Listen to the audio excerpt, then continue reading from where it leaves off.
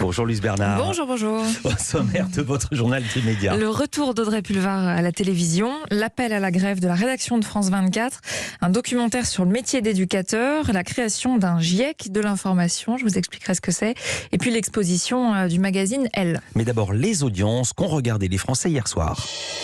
Ils ont regardé TF1 et le film Qu'est-ce qu'on a fait au bon Dieu, 5 740 000 téléspectateurs, 25,8% de part d'audience, très gros score attendu avec ce film qui avait très bien marché en salle également.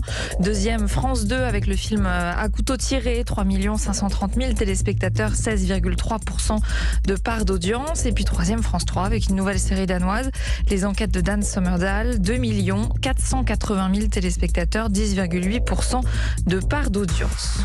Et puis comme chaque lundi on passe aux audiences du week-end et on commence par celle de samedi soir avec une première place attendue. Ouais, les Bleus ont écrasé le Kazakhstan samedi soir et M6 les autres chaînes en diffusant le match de foot. 5 980 000 téléspectateurs loin devant France 3 et ses 3 640 000 téléspectateurs devant Meurtre à Bride-les-Bains. Performance en dessous des audiences habituelles de ces polars du samedi soir, mais c'était une rediffusion aussi et c'est pas catastrophique non plus. TF1 aurait d'ailleurs sans doute bien aimé avoir autant de téléspectateurs. La chaîne doit se contenter d'en avoir eu 2 840 000 devant la troisième et dernière soirée des 20 ans de la Star Academy. Et pour terminer, les audiences de vendredi soir. Alors là, ce n'est pas le foot, mais c'est Capitaine Marlowe qui écrase la concurrence, encore une fois. 4 940 000 téléspectateurs devant France 2. Deuxième du podium TF1 avec Danse avec les stars. 3,5 millions de téléspectateurs. C'est en hausse par rapport à la semaine dernière. 9e prime. Et puis France 3 porte bien son nom. Troisième du podium de la soirée avec le film américain Inferno. 1 960 000 téléspectateurs. Culture Média. Le journal des médias maintenant qui débute avec cette actualité. Audrey Pulvar, bientôt de retour à la télévision. Ouais, elle s'était retirée de CNews en juillet 2017 pour se consacrer à la politique. Elle fera bientôt son grand retour comme intervieweuse d'après le journal du dimanche. Ce sera en janvier sur la chaîne économique Bismart pour une interview quotidienne d'une dizaine de minutes autour de l'environnement. Émission baptisée Aujourd'hui pour demain. Alors elle précise que ça n'est pas un retour au journalisme. Elle reste adjointe à la mairie de Paris et puis conseillère régionale d'Île-de-France. Cette interview, c'est un prolongement de son engagement en tant que militante du climat. Elle explique-t-elle au JDD. Elle n'interviewera d'ailleurs pas de politique, seulement des chefs d'entreprise, des start-upers ou des porteurs de projets, tous très engagés dans la transition écologique.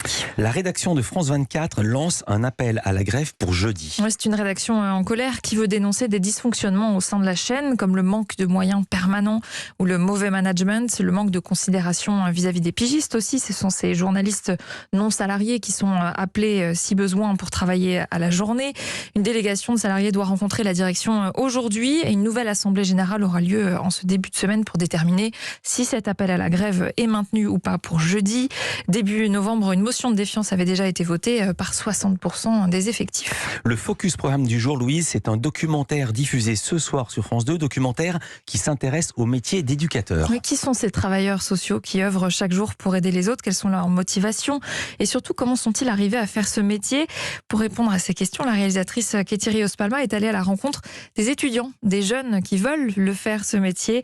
Elle suit une promotion, ils alternent les cours théoriques et puis la pratique à travers stage ou apprentissage.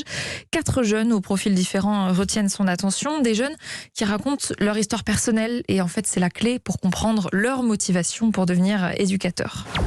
C'est des professions où on est jamais là par hasard. Il y a une très grande diversité et de personnalités et évidemment de futurs éducateurs. Mais je pense que pour être capable, parce que c'est un métier extrêmement dur, essentiel mais extrêmement dur, et finalement il faut presque avoir vécu déjà des choses difficiles pour être capable d'endosser et d'aider, d'accompagner des gens qui ont eux aussi des vies extrêmement compliquées. Il faut avoir ça de manière innée et puis après l'étoffer par justement les terrains, l'expérience et le savoir, la théorie, pour être suffisamment solide.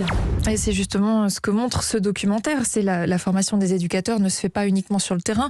Il y a beaucoup de théories. C'est un métier qui s'apprend avec des cours, des théories parfois denses, des techniques éducatives, de la psychologie aussi. Et puis on ne cache pas du tout la réalité du métier aux élèves, bien au contraire. Très très vite, on les met face au fait que ce métier est extrêmement dur. Souvent, ils vont se retrouver face à des gens qui n'ont pas demandé leur aide, que ce soit en protection de l'enfance, dans le handicap.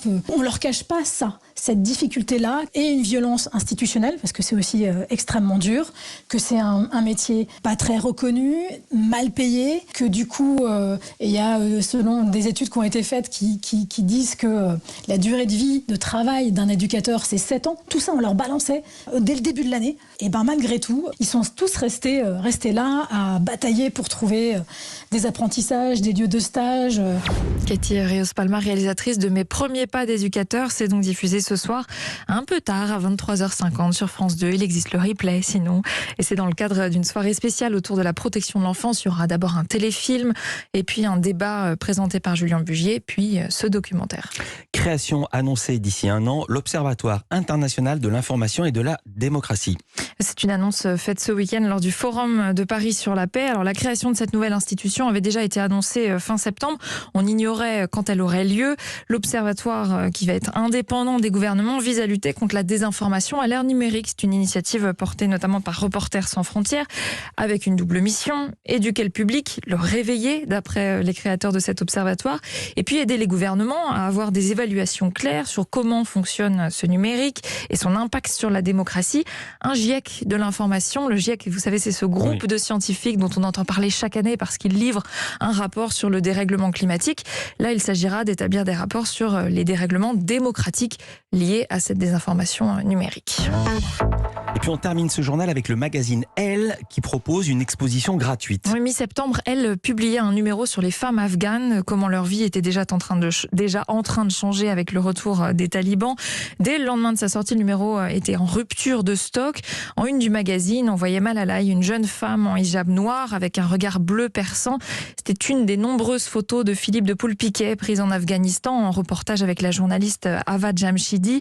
Le magazine Elle a décidé d'en faire une exposition sur les Champs-Élysées à Paris avec les photographies publiées dans ce magazine, mais pas seulement. Il y aura 28 clichés en tout.